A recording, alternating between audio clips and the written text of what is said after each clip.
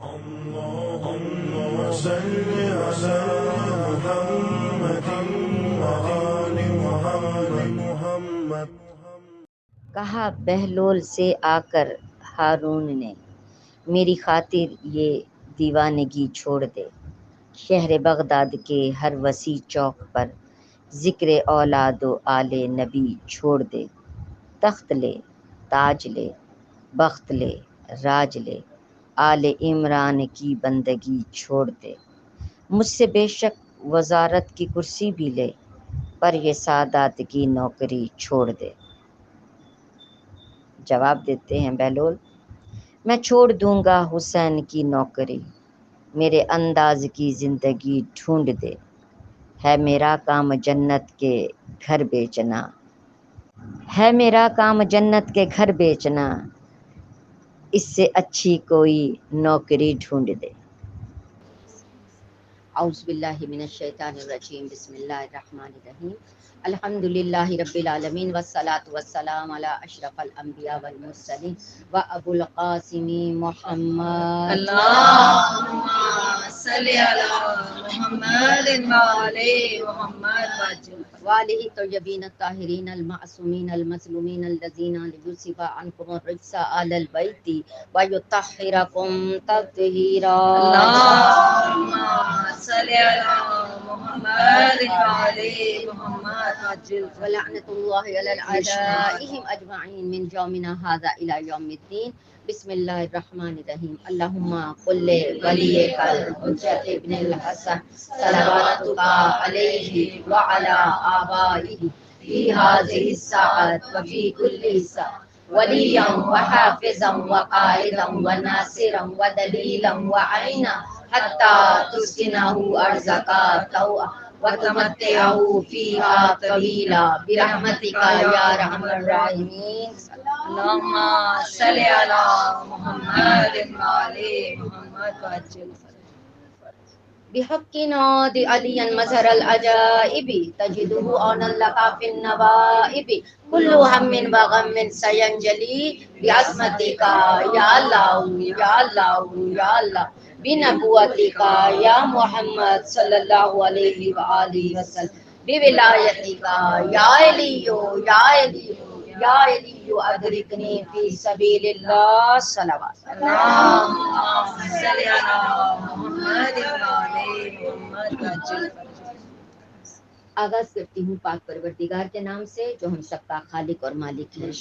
میرا وہ پاک پروردگار کہ جس کے قبضہ قدرت میں ہماری جان بے شک میرا مالک ہمیشہ ہمارے گناہوں کی بخشش فرماتا ہے، اور اگر ہم صدق دل سے اس سے رجوع کریں تو وہ فوری طور پر نہ صرف ہمارے گناہ کی بخشش فرماتا ہے بلکہ ہمیں نیکی کی طرف گامزن بھی کر دیتا ہے۔ مومنات، ہم سب کی خوش قسمتی ہے کہ ہمارے لیے ہدایت کے لیے یہ فرش عزا میسر ہے۔ یہ نعمت ہر ایک کو میسر نہیں ہے، یہ جنہیں میسر ہو انہیں اس کا ادراک ہونا چاہیے کہ یہ کتنی بڑی نعمت ہے۔ سب سے پہلے تو میں آپ کو یہ بتا دوں کہ 12 بجے یہاں پر مجلس عزا پورے 12 بجے شروع ہوگی، 12:30 میں انشاءاللہ تعالی منبر پر بیٹھ جایا کروں گی۔ تو آپ لوگ سب جس طرح سے ہمیشہ تعاون کرتے رہیں، ڈائریکٹ آ جاتے ہیں بجائے اس کے بیچ میں وہ ایک چوگا لگا کے آئیں گھروں کو، ذرا وہ ایک چکر لگا لیں، اس کی بجائے بہتر ہے ڈائریکٹ آ جائیں یہاں پر اور انشاءاللہ تعالی پورے 12:30 میں بیٹھ جائے بشرط زندگی تائید صلوات۔ اللهم صل على محمد وعلى محمد اس بار جو موضوع میں نے رکھا ہے وہ ہے تاریخ کربلا۔ کربلا کی تاریخ جسے ہم سمجھتے ہیں، بلکہ اس کو آپ مقدمات کربلا میں سے بھی کہہ سکتے ہیں۔ اب میں آپ کو اس کی پہلے یہ سمجھا دوں کہ مقدمہ کس کو کہتے ہیں۔ اب یہ آپ جو ہم جو وضو کرتے ہیں، وضو کرنے میں ہم کیا کر رہے ہوتے ہیں؟ سب سے پہلے تو اپنی ایک غلطی جو ہے وہ درست کر لیں، اگر کوئی کرتا ہے، نہیں کرتا تو بہت اچھی بات ہے۔ یہ جو ہم پاؤں دھوتے ہیں، پاؤں دھونا وضو کا حصہ نہیں ہے۔ بار بار بتایا جاتا ہے. اور پھر وہ کہتے ہیں نہیں اگر پاؤں پہ چیٹے پڑ جائیں گندے ہوں تو پھر تو ان کو دھو لینا چاہیے نا. وہ تو منہ بھی گندا ہوگا تو دھونا ہوگا, ہاتھ بھی گندے ہوں گے دھونے ہوں گے, کونیاں بھی ہوں گی تو دھونی ہی ہوگی. ٹھیک ہے, اس لیے کوئی وہ صرف پاؤں کے ساتھ مخصوص نہیں واش روم جائیں چینٹے پڑ جائیں تو واش روم میں ہر طرف نجاست تو نہیں بکھری ہوئی ہوتی. اب تو انتظام ہی ایسے ہوتے ہیں کہ نجاست کے باہر جانے کا ادھر ادھر کا کوئی امکان بھی نہیں ہوتا ہے. پھر بھی ہے, فرض کر لیں, فرض کریں کہ شک و شبہ ہے, حالانکہ شک سے ہمارا دین منع کرتا ہے, پھر بھی اگر ہے تو ٹھیک ہے دھو لیں, ان کو خشک کر لیں, اس کے بعد وضو کا آغاز کریں گے. اچھا, اب وضو جو ہے کچھ چیزیں وضو کے مقدمات میں ہیں, واجبات میں نہیں ہیں, یہ ضرور پتا ہو. مستحبات بھی وہ, مقدمات تو یہ ہے نا کہ اب ہم تیار ہو گئے, چلے جی ہم نے بازو اڑس لیے, تیار ہو گیا, اب ہم جا رہے ہیں, یہ مقدمہ ہے تو ہم آگے جا رہے ہیں. اب انہی میں مستحبات بھی آتے ہیں جن کو آپ مقدمات بھی کہہ سکتے ہیں, جس طرح سے یہ ہم ہاتھ دھوتے ہیں, یہ ہاتھ دھونا یہ وضو کا واجب نہیں ہے, کلی کرنا واجب نہیں ہے, ناک میں پانی ڈالنا واجب نہیں ہے, صرف یہ لے کر چہرے کو دھونا, دونوں ہاتھوں کو کوہنیوں تک دھونا, اور اس کے بعد مسح کرنا. میں نے آج خاص ساکس اس وجہ سے نہیں پہنے کہ میں آپ لوگوں کو ایک چیز سمجھا سکوں. معذرت کے تھوڑی سی بد تہذیبی ہوگی کہ پاؤں مجھے اوپر کرنا پڑے گا, لیکن آپ کو بتانے کی خاطر کہ یہ دیکھ لیجئے جب مسح کرنے لگے تو یہ پورا ہاتھ یہ اس طرح سے, یہ جو پاؤں کا ناخن ہے انگوٹھا, یہ اس پہ ضرور یہ کر کے یہ علل کعبین, یہ یہاں تک آنا چاہیے, پہلے دایاں اس کے بعد پھر بایاں. اس چیز کا بہت خیال رکھیں. اکٹھا کر سکتے ہیں لیکن اکٹھے میں اگر بائیں پہ پہلے ہاتھ پڑ گیا تو شک ہو جائے گا نا, باطل ہو جاتا ہے اس طرح سے. اس لیے دیکھیں, اگر میں نے کیوں آغاز کیا, وضو کی بات کیوں کی, اب وضو تو ساروں کو آتا ہی ہے, لیکن وضو ہی تو نہیں آتا, اگر وضو ہو یہی تو پاکیزگی ہے. اگر کسی شخص کے اندر پاکیزگی ہی نہیں آئے گی تو مجھے بتائیے کہ کس طرح سے عبادت ہوگی. عبادت تو ممکن نہیں ہے, عبادت ہوتی ہے پاکیزگی سے. اس لیے جو ابتدائی نقطہ ہے اس کو سمجھنے کی ضرورت ہے کہ پہلے ہم اپنے آپ کو پاکیزہ کیسے کریں. اور کوشش کیجئے, جب آپ کو یقین ہے نا کہ آپ یہاں پر آتے ہیں اور یہ عبادت ہے, تو کوشش کیجئے کوئی بھی عبادت وضو کے بغیر نہیں ہوتی.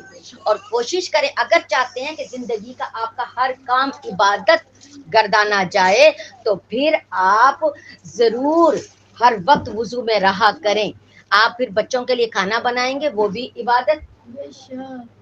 آپ شوہر کی خدمت کریں, وہ بھی عبادت. آپ سسرال کی, میکے کی, ماں باپ کی, بہن بھائی, جس کی بھی کریں وہ عبادت ہے. اور اس عبادت کو جب آپ قربتاً اللہ کریں گے تو اس کے اجر کے لیے بے فکر ہو جائیں, اللہ تعالیٰ اجر دے گا. کیونکہ وہ کام جو نیکی کا ہے وہ آپ ساس کو, ماں کو, باپ کو, بھائی کو, شوہر کو, بچوں کو خوش کرنے کے لیے نہیں کر رہے, ان پر احسان جتانے کے لیے نہیں کر رہے, بلکہ کس لیے کر رہے ہیں, اللہ کی قربت اختیار کرنے کے لیے, قربتاً اللہ.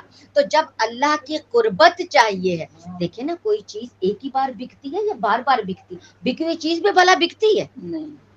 اب ہم کہیں جائیں, ہم کہیں گے دکاندار سے کہ یہ اسکارف میرے پاس یہ ہمیں دے دو, کہ نہیں یہ بک چکا ہے, لیکن انہیں دوبارہ بیچ دو, وہ دوبارہ بیچے گا بھلا, وہ نہیں بیچے گا نا. تو اب ہم ایک کام کرنے لگے ہیں, کوئی خدمت ہم گھر میں کر رہے ہیں, اب اس کو ہم بیچ رہے ہیں اللہ کے پاس, اور اللہ سے اس کے بدلے میں لے رہے ہیں اس کی محبت, اس کی قربت, اس کے قریب ہونا چاہ رہے ہیں.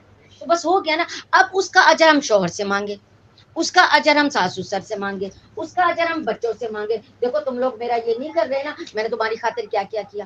اس کا مطلب کہ ہم نے جو کچھ کیا وہ لوگوں کی خاطر کیا, دنیا کی خاطر کیا نہیں نا. اسی طرح سے یہاں آنا بھی عبادت ہے, یہ ذکر سننا بھی عبادت ہے.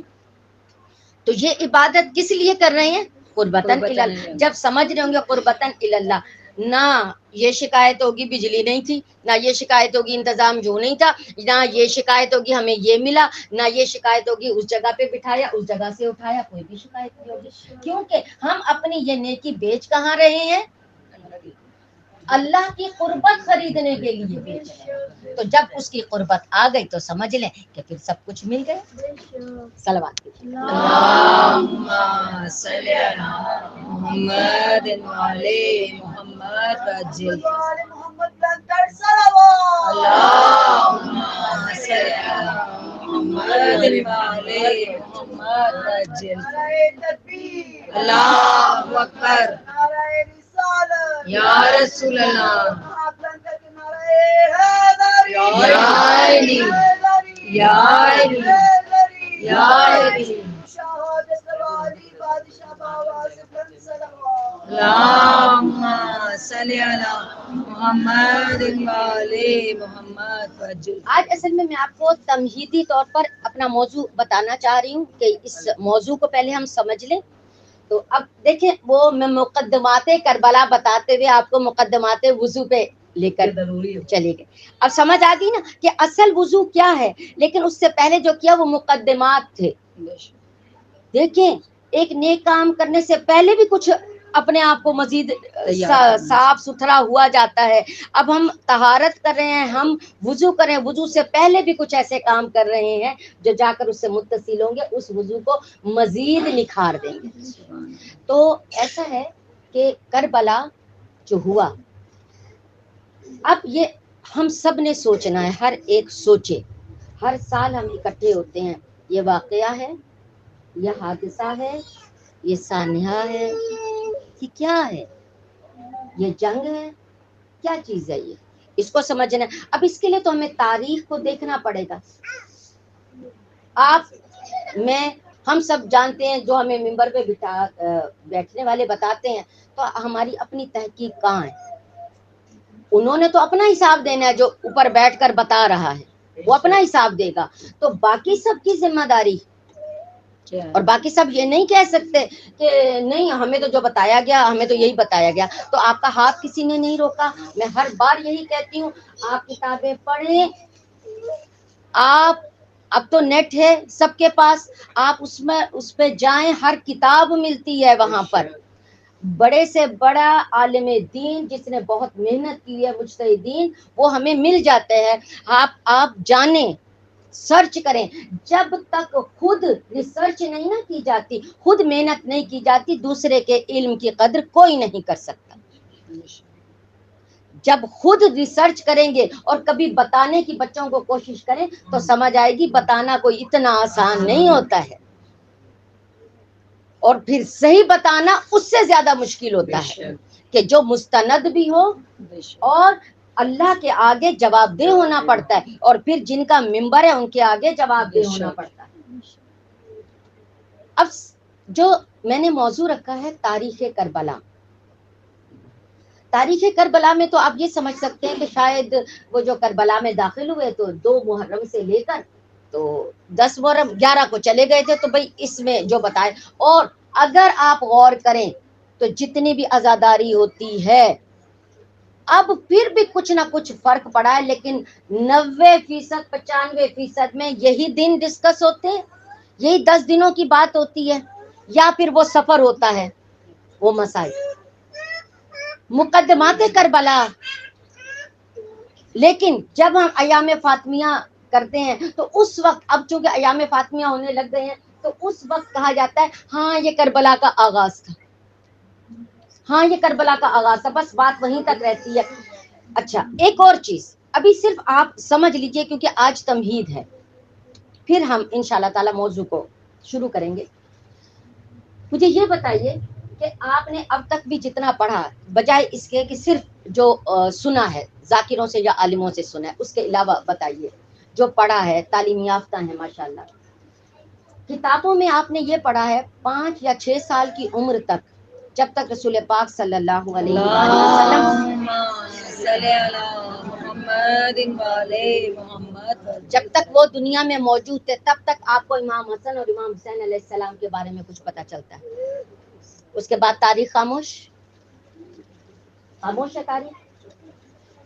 پھر کیا پتہ چلتا ہے؟ اچانک وہ شہادت ہو جاتی ہے. کربلا سے وہ مدینہ سے روانگی ہوئی، امام حسین کی شہادت ہو گئی. اور وہ کیا وجہ؟ مولا علی کے شہادت کے بعد امام حسن علیہ السلام کے ساتھ وہ جنگ ہوئی. چند ماہ صرف ان کے خلافت کے تھے، پھر وہ جنگ ہوئی، معاویہ نے جنگ کی، پھر صلح ہو گئی. اس کے بعد اللہ خیر صلی اللہ 6 مہینے وہ ہیں صرف. اس کے بعد جو پورے 10 سال گزارے امام حسن نے، کون دعویٰ کر سکتا ہے کہ ان کو ان کی زندگی کے ان 10 سالوں کا ہی صحیح نہیں معلوم؟ تو کیا ہم نے کہ صرف سب سے پہلے اس نقصان کا ادراک کیجئے کہ یہ ہمارا کتنا بڑا نقصان ہے کہ ہم جن پہ مرتے ہیں، جن پر ہم جان دینے کو قربان ہیں، ہمیں ان کی تاریخ نہیں معلوم. اور موجود یہ تو سرچ کریں تو مل بھی جاتی ہے، لیکن عام طور پر نہیں بتائی گئی. کیوں چھپایا گیا؟ کیوں چھپایا گیا؟ نہیں بتایا گیا نا. تو ہمارا فرض نہیں ہے جو حقائق چھپے ہوئے ہیں ان کو ہم ڈھونڈیں.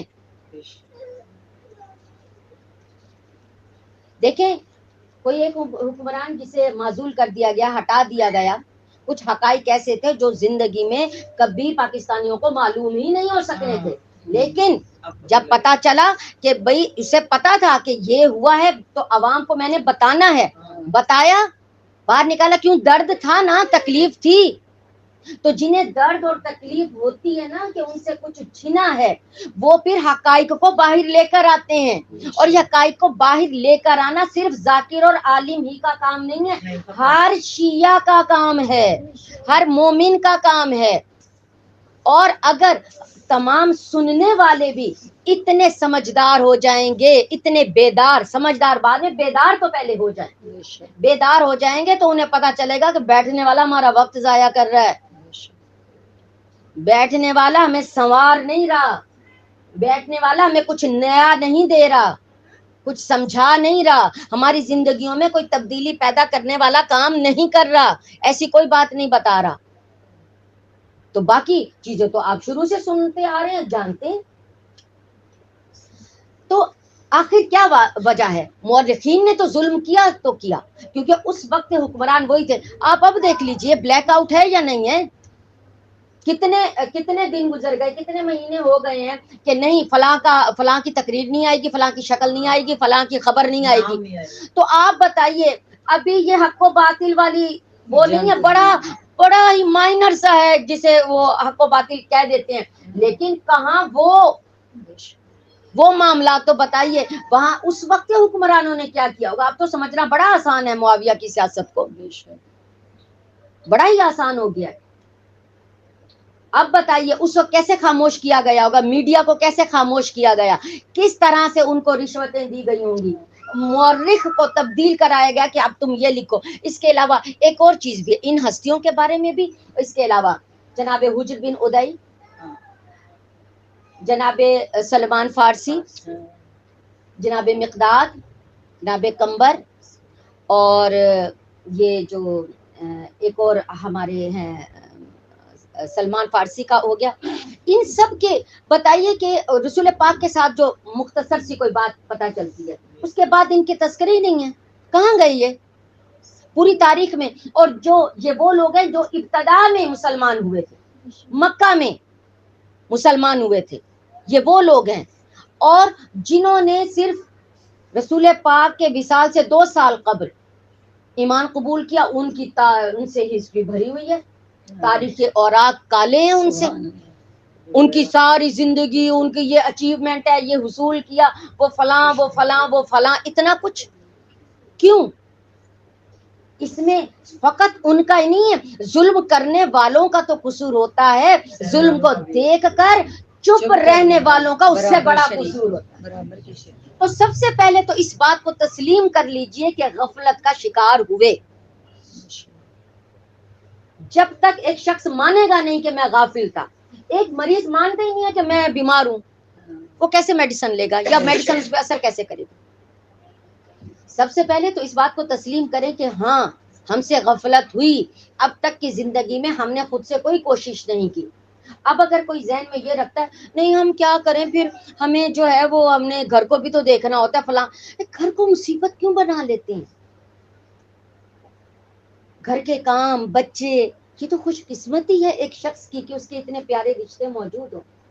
ان سب کے ساتھ رہتے ہوئے ہمیں یہ سب کام کر رہے ہیں. انسان اشرف المخلوقات ہے. اللہ تعالیٰ نے اس کو اتنی طاقت دی ہے، اللہ تعالیٰ نے اس کو اتنی قوت عطا کی ہے کہ وہ ان سب چیزوں کے ساتھ بھی یہ کام کر سکتا ہے. ان کے ساتھ ہم کیسے کر سکتے ہیں؟ آپ بالکل کر سکتے ہیں. آپ کوشش تو کریں جاننے کی. ہم ہمسایوں کے حالات بھی تو جاننے کی کوشش کرتے ہیں، رشتہ داروں کی بھی تو سو لینے کی کوششیں کرتے ہیں. آتے جاتے بھی تو کسی کی اچھائی برائی ہماری نگاہوں میں آ جاتی ہے. تو تاریخ کیوں نہیں آ سکتی؟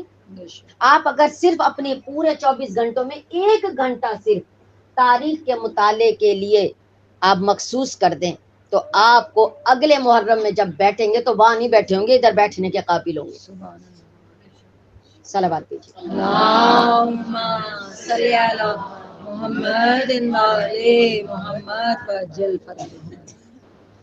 میں آپ کا زیادہ وقت نہیں لوں گی، تمہید اسی لیے باندھی تھی. میں اس وقت جو آپ کے لیے چاہ رہی ہوں مقدمات کربلا میں سے جو میں نے لینا ہے، تاریخ کربلا ہی کہیے تاکہ آسان ہوگا سب کے لیے. 50 ہجری کے بعد سے لے کر کربلا کا واقعہ ہونے تک میری کوشش ہے کہ میں اس کو کور کر سکوں. اور اگر اس عشرے میں نہیں ہوا تو اگلا عشرہ جو میرے ہاں ہوگا اس میں انشاءاللہ، کیونکہ میں جو موضوع لیتی ہوں وہ پورے ایام ازا کے لیے ہوتا ہے. وہ پھر خمسہ سجاد و زینب جو ہوگا اس میں بھی یہی موضوع چلے گا، کیونکہ یہ موضوع کوئی چھوٹے نہیں ہوتے، یہ بڑے ضخیم موضوع ہوتے ہیں. تو 50 ہجری جب امام حسن علیہ السلام کی شہادت ہو جاتی ہے. اللہم صلی علی محمد وعلی محمد اب میں اپنے موضوع کا آغاز کر رہی ہوں، مختصر سا بھی بیان کروں گی تاکہ پھر آگے ہم انشاءاللہ تعالی کل ڈائریکٹ اسی سے ہی ہم لوگ چلیں گے آگے. امام حسن علیہ السلام کی شہادت کے بعد کیا ہوتا ہے؟ 51 ہجری میں 51 ہجری میں امام حسین علیہ السلام کو خط آتا ہے کوفہ سے. ہم یہ تاریخ دیکھتے ہیں نا، ہم کہتے ہیں کہ ہاں جی کوفہ سے خط آیا تھا، اور بہت سارے خط تھے، جیسے اچانک خط آ گئے تھے، اچانک اتنے سارے خط آئے تھے، بوریاں بھری ہوئی تھی تو امام نے کہا مجھے تو اب جانا ہے ان کے لیے. ایسا نہیں ہے. اب میں آپ کو بتا رہی ہوں جب امام حسین امامت کے عہدے پر فائز ہو چکے، امامت شروع ہو گئی امام حسین کی، امام حسن علیہ السلام کی شہادت کے فوراً بعد. اب 51 ہجری میں ان کو خط آتا ہے. خط کون لکھتا ہے؟ کوفہ والے خط لکھتے ہیں اور کہتے ہیں کہ امام ہم آپ سے تعزیت کرتے ہیں، آپ کے بھائی کی، آپ کے گزشتگان کی ہم آپ سے تعزیت کرتے ہیں، اور ہم معاویہ کے بعد آپ کو اہل پاتے ہیں کہ آپ حکمران ہو اور آپ ہماری رہنمائی فرمائیں. آپ بتائیے، آپ جیسا کہیں گے ہم کرنے کو تیار ہیں. امام حسین علیہ السلام کو یہ خط ملتا ہے. اب یہ بھی بتا دوں کہ یہ خط کون لکھتا ہے؟ جعدہ بن حبیر وہ خط لکھتے ہیں. اور آگے ان کے بیٹے. اب تعارف کروا دوں کہ جعدہ بن حبیر کون جنہوں نے یہ لکھا. اب دیکھیں ہم سب کون ہیں؟ ہم شیعہ ہیں، علی کو بہت چاہنے والے ہیں. ساتھ ساتھ احساس زیاں کرتے جائیے. اگر احساس زیاں نہیں ہوگا تو کبھی بھی کچھ حاصل نہیں ہو پائے گا. جسے پتا ہو کہ میرا ہاتھ خالی ہے، میرے گھر میں میرے پاس کچھ نہیں ہے، وہی مال اکٹھا کرے گا نا، وہی لے کر جائے گا تاکہ میں بھر کے رکھوں. پہلے تو یہ احساس ہونا چاہیے. اب جعدہ بن حبیر کون ہے؟ جنہوں نے خط لکھا تھا، پہلا خط انہوں نے وہاں سے لکھا. وہ سب اکٹھے ہوئے، سلمان بن سرد کے گھر اکٹھے ہوئے، اور ان لوگوں نے ایک میٹنگ کی کہ اب وہ تو امام حسن کے لیے لکھ دیں ان کو، اور اب انہیں کہیں کہ آپ جو ہیں وہ آئیں، اٹھیں اور کچھ کریں. یہ خط پہنچا. اب جعدہ بن حبیر جو ہیں یہ ام ہانی کے بیٹے تھے. یعنی ام ہانی کون؟ ام ہانی بنت ابو طالب یعنی علی کے بھانجے تھے، مولا علی کے بھانجا جودہ بن حبیب. ان لوگوں نے خط لکھا اور کہا، باقی بھی جتنی بھی کمیونٹی تھی کوفہ میں ان سب نے مل کر، اب یقین تھا ان پر، بہت زیادہ مخلص تھے، اور جتنے بھی مخلص شیعہ تھے وہاں پر ان سب نے مل کر ان کو خط لکھا تھا. امام حسین علیہ السلام کا جواب آیا. اب امام حسین نے کیا جواب دیا؟ امام حسین نے کہا کہ خط لکھا کہ اے کوفہ والو، آپ کی تعزیت مجھ تک پہنچی، آپ کا بہت شکریہ. اس معاملے میں، حکومت کے معاملے میں، میرے بھائی اور میری رائے میں ذرہ برابر بھی فرق نہیں ہے. جب تک معاویہ زندہ ہے تب تک خاموشی اختیار کرو. ہاں، اگر وہ میری زندگی میں اس دنیا سے چلا گیا تو پھر میں تمہیں اپنا ارادہ اور نظریہ بتاؤں گا. دیکھ لیجئے، یہ ان کا طریقہ، کیونکہ بھائی عہد کر کے گیا تھا کہ جب تک وہ زندہ ہے وہ جو معاہدہ امن ہے وہ چلے گا. یہی تو بات ہے. یہاں 12 ہیں، 12 کے 12 امام ایک ہی رخ پہ چلتے ہیں. ایک کا عہد دوسرے کا عہد قرار پاتا ہے، دوسرے کا عہد تیسرے کا قرار پاتا ہے، اس لیے وہ اسی عہد پر تھے. انہوں نے کہا میرے بھائی نے عہد کیا، امام نے عہد کیا. اب کیونکہ یہ عہد امام کا تھا، عہد حسن بن علی کا نہیں تھا. اگر حسن بن علی نے عہد کیا ہوتا تو پھر حسین کے ساتھ الگ سے معاملہ ہونا تھا، لیکن وہ عہد امام کا تھا تو اس لیے امام کو وہ عہد نبھانا تھا اور وہ اس کی زندگی تک تھا. اس کے بعد کیا ہوا کہ کچھ ایسا ہوا کہ کچھ شرفاء آئے حجاز اور عراق سے، اور وہ آ کر امام حسین علیہ السلام سے ملے. یہ 51 ہجری کی بات بتا رہے ہیں. پہلے وہ کوفہ والوں کا خط آیا. اب دوسری کیٹیگری کیا ہے؟ حجاز سے، حجاز کہتے ہیں مکہ مدینہ عرب کا جو علاقہ ہے اس کو، اس کے شرفاء تھے، اور اس کے ساتھ ساتھ عراق سے کچھ لوگ آئے تھے، اور انہوں نے کہا کہ ہم لوگ چاہتے ہیں کہ آپ اگر کچھ کریں تو ہم آپ کے ساتھ ہیں، ہم آپ کا ساتھ دینے کو تیار ہیں. وہی جواب امام حسین علیہ السلام نے ان کو بھی دیا. کہا ابھی خاموشی اختیار کرو. لوگ تھے، لوگ ان کو کہہ رہے تھے، مگر انہوں نے کہا نہیں. عہد کی پاسداری کتنی تھی. اچھا، اس کے بعد کیا ہوا کہ جب وہ شرفاء ادھر آئے، اب خبر تو پہنچی. عمر بن عثمان بن عفان، اس شخص نے اس وقت کا جو مدینے کا حاکم تھا مروان بن حکم، اس کے پاس جا کر شکایت کی. کہا کہ اس طرح حسین کے پاس بہت لوگ آ رہے ہیں اور وہ لوگ جو ہیں وہ اس طرح سے اکسا بھی رہے ہیں، خبریں تو پہنچ جاتی ہیں، اکسا رہے ہیں اور وہ کہیں یہ کچھ کوئی قدم نہ اٹھائیں. اب مروان بن حکم نے اسی وقت یہ خبر لکھ کر معاویہ کو بھیج دیا. جب معاویہ کو بھیجی تو معاویہ کا یہ جواب آیا کہ جب تک حسین سامنے آ کر کچھ نہ کریں تب تک تم خاموشی اختیار کرو، تم نے بھی کچھ نہیں کرنا. ٹھیک. اب ذرا تھوڑا سا آج کی سیاست بڑی اچھی سمجھ آ جائے گی آپ کو. بالکل ایسے ہی لگ رہا ہے. اب نام ہم نہیں لے سکتے، لیکن لے تو سکتے ہیں خیر، لیکن بہتر یہی ہے کہ خود سمجھنے کی کوشش کریں. وہاں پر کہہ دیا کہ تم کچھ نہیں کرو. اس کے بعد کیا کیا؟ ایک خفیہ پیغام جاری کیا کہ جو علی کے چاہنے والے ہیں ذرا ان پر نظر رکھی جائے، ان کی لسٹ فائل تیار کی جائے. یہ فائلیں آج نہیں تیار ہو رہی، یہ فائل تیار ہونا یہ تب سے ہے. تو دیکھیں تو صحیح یہ پھر کون سی والی سیاست آ رہی ہے، چل کون سی سیاست رہی ہے. اچھا، کہا کہ ان کی فائل تیار کرو. وہ فائل تیار کی گئی. اس فائل میں سب سے پہلا نام تھا حجر بن ادی. اب ان کے ساتھیوں کو بھی ساتھ ساتھ ذکر کرتے رہیں گے کہ جنہوں نے اپنی زندگیاں دے دی. حجر بن ادی، اور یہ وہ شخص ہیں کہ جو صحابی رسول بھی کہے جاتے ہیں، علی کے انصار میں شامل تھے، جنگ صفین، نہروان، جمل سب میں یہ شامل تھے، اور بہت بہت زیادہ پاکیزہ ترین ساتھی تھے. رسول پاک نے اپنی زندگی میں خبر دی تھی کہ معرج عذرا پر کچھ لوگوں کو قتل کیا جائے گا اور یہ قتل ایسا ہوگا جس سے فرشتے غضبناک ہو جائیں گے. گرفتار کیا گیا، کہا گیا کہ وہاں کوفہ سے گرفتار کر کے لے جایا گیا. یہ کوفہ میں تھے اور علی کے انصاران میں شامل تھے. کوفہ سے ان کو اور ان کے قریبی ساتھیوں کو لے جا کر، یہ جو ہے نا کہ اب آج ہم دیکھ رہے ہیں عمران ریاض خان کا پتہ نہیں چل رہا نا، نہیں نا پتہ چل رہا. تو کہاں گیا وہ، پتہ کیا کیا، ان کو پکڑ کے اغوا کر کے ان کو لے جائے. کہاں گئے بھی ادھر، ہمیں تو پتہ نہیں ہے، پتہ نہیں کہیں گئے ہوں گے، کہیں سفر پہ ہوں گے. یہ وہاں سے تاریخ چل رہی ہے. اور لے کر ان کو لے جایا گیا دمشق میں.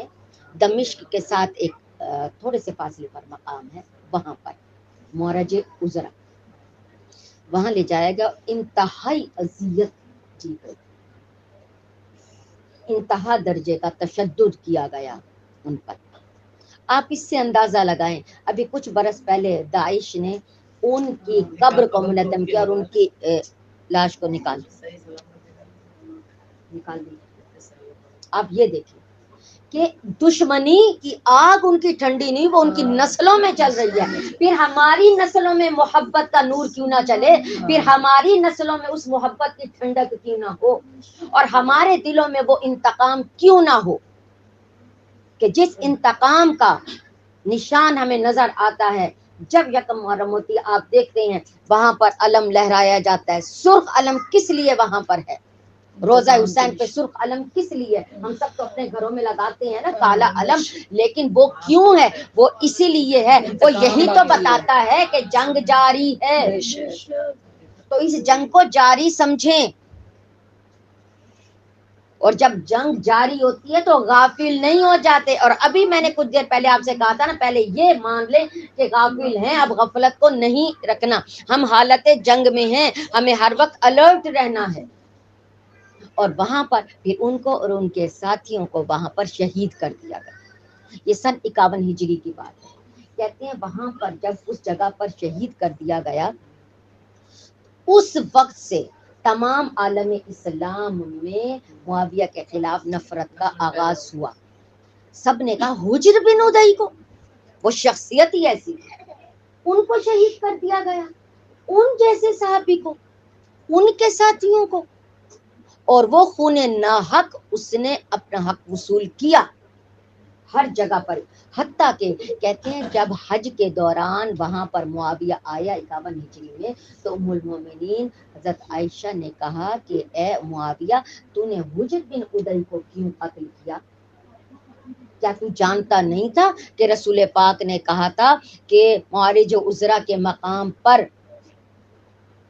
مارے جائیں گے کچھ لوگ ایسے کہ جن پر فرشتے غضبناک ہو جائیں گے. کہا ہاں وہ اصل میں نا میرے مصاحبین میں کوئی مجھے سمجھانے والا تھا ہی نہیں، تو مجھے کسی نے بتایا ہی نہیں، میں تو میں باز آ جاتا ان کے قتل سے. یہ تاریخ میں رقم ہے، یہ چیز تاریخ میں لکھی ہے. سے مختار نامہ میں بھی ان کا بتایا ہے. نہیں وہ تو بہت بعد کی بات ہے. یہ تو میں 51 ہجری کا، جناب مختار جو ہیں وہ تو واقعہ کربلا کے بعد کی بات ہے. ٹھیک ہے، آپ نے یہ تاریخیں سب نے یاد رکھنی ہے، یہ سن بھی یاد رکھیں. واقعہ کربلا 61 ہجری میں ہوا ہے، اور میں نے 51 ہجری سے یہ تاریخ شروع کی ہے آپ کے ساتھ، 10 سال تاکہ پتہ، کیونکہ یعنی امام حسین کی امامت سے شروع کیا ہے. جب امام حسین اس عہدے پر فائز ہوئے ہیں تو وہ امام، کیونکہ ہم تو جو چیز دیکھتے ہیں وہ 2 محرم سے، 1 محرم سے لے کر 10 محرم تک، تو امام کی امامت تو 10 سالوں پر مشتمل ہے. اس دوران کیا کیا کچھ ہوا. تو یہ جو شہادت ہے اس نے اپنا رنگ دکھایا تھا. جیسا میں نے آپ کو بتایا کہ مومنین بھی اس پر بولے کہ تم نے ان کو کیوں ان کے ساتھ اس طرح سے کیوں ہوا. صلوات کیجیے. محمد محمد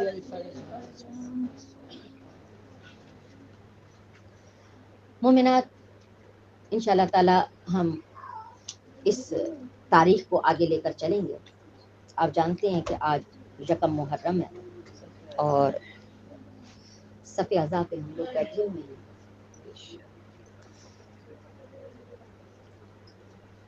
आज़ादारी कर रहे हैं। याद रखना, ये आज़ादारी है और ये आज़ादारी जितनी सादा होगी उतनी ही बीवी के करीब कबूल है। बिल्कुल ना सोचिए क्या खिलाएंगे, क्या पिलाएंगे, क्या देंगे, नहीं, ना सोचना है। जिस घर में जनाजा हो वहां पर लोग ये सोच रहे होते हैं। जिन घरों पे जुल्म हो क्या वो लोग ये सोचते हैं?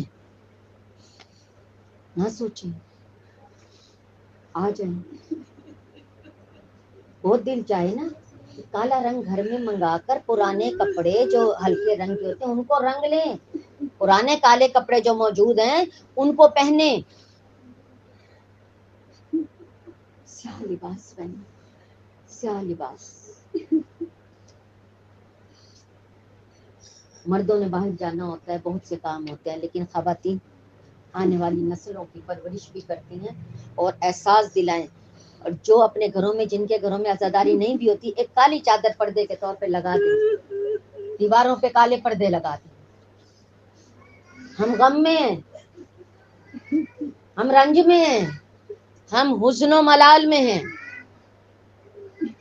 लोग हैरान होते हैं, कहते हैं पता नहीं क्या बात है, यहाँ पर यकम मुहर्रम होती, मुहर्रम का चांद निकलता है, वहां पर ये शियों ने रोना शुरू कर दिया, रोने लग जाते हैं। जाने इन्हें रोना इतना क्यों आता है, कैसे रोते हैं, कभी सोचा है क्यों रोते हैं? बात ये है कि जब मुहर्रम का चांद निकलता है उस वक्त फरिश्ता, एक मखसूस फरिश्ता है, वो इमाम हुसैन का वो खून आलूद कुर्ता, इस पे बर्चियों के निशान, खंजरों के निशान, नेज़ों के निशान है, खून से रंगीन है, वो उफक पर फैला देता है। और जितने भी मोमिनीन हैं, जितने भी मुहिब हैं, वो सब रोने लग जाते हैं, हुस्न और मलाल में गिरफ्तार हो जाते हैं। किसी ने कहा ये नजर तो नहीं आता, ये नजर तो नहीं आता, ये आप कैसे कह सकते हैं, ये नजर नहीं आता, लेकिन वो जो खून आलूद कुर्ता है उससे वो नूर निकलता है, वो शुआएं निकलती हैं जो फकत उन मोमिनों के दिलों को छूती हैं जिनके दिलों में मोहब्बत हुसैन है, जिनके दिलों में मोहब्बत रसूल और आले रसूल है। वो इस तरह कनेक्ट हो जाते हैं, वो वहां से वो नूर निकलता है, वो हुस्न और मलाल की शुआएं आती हैं, यहाँ पर तैयार होता है। और वो जो आग भड़कती है हमारे सीनों में, कहते हैं ना ये आग कभी ठंडी नहीं होगी, ये जो आग होती है ये भड़कती है, ये हमें अंदर से रुलाती है, ये हमें गमगीन करती है, ये हमें खुश नहीं होने देती, हमें अच्छी नहीं लगती कोई भी खुशी इन दिनों में। हाँ मोमिनात, कहते हैं कि जब चांद निकलता है तो आप तो सब अपने अपने घरों में बैठे चांद, आज यकम है, आप जानते हो, अगर समझ लें तो ये फिक्रा काफी है कि ये आखिरी चांद है जो बहन और भाई ने मिलकर देखा। ज़ैनब और हुसैन में जो चांद आखिरी मिलकर देखा था वो ये मुहर्रम का चांद था। उसके बाद बहन ने वीरानों में और कैद में सारे चांद।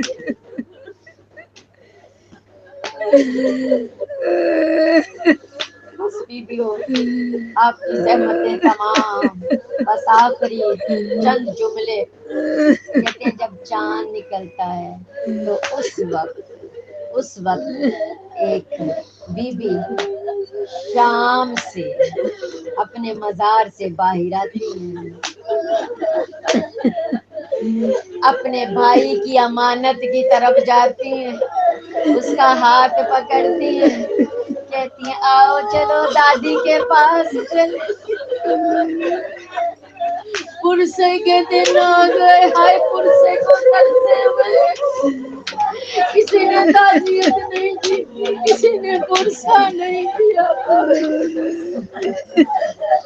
چلو دادی کے پاس چلے، جنت البقیع آتے ہیں، دادی ساتھ آتی ہیں، پھر آ کر وہ ایک ایک جگہ پر جہاں جہاں پرسا داری ہوتی ہے وہ وہاں وہاں پر جاتی ہیں۔ ہائے لوگ پرسا دینے کے لیے ان کے گھر جاتے ہیں، مگر کیسے غریب کی ماں ہے، کیسے غریب کی بہن ہے، کیسے غریب کی بیٹی ہے کہ پرسا لینے خود گھر گھر جاتی اور جب بیویوں کو روتے ہوئے دیکھتی ہیں تو پوچھتی ہیں یہ کیوں رو رہے؟ کہا تیرے بابا کو رو رہے ہیں بچی، تمہارے بابا کو رو رہے ہیں۔ کہا اچھا کیوں رو رہے ہیں؟ کہا اس لیے کہ تیرے بابا کو رونا ثواب ہے۔ بس آخری فکرہ جب ثواب کا نام سنتی ہیں تو بی بی سر پہ ہاتھ رکھ کر کہتی ہیں اگر میرے بابا کو رونا ثواب تھا تو پھر میرے درے کیوں اتارے گئے، مجھے تماچے کیوں مارے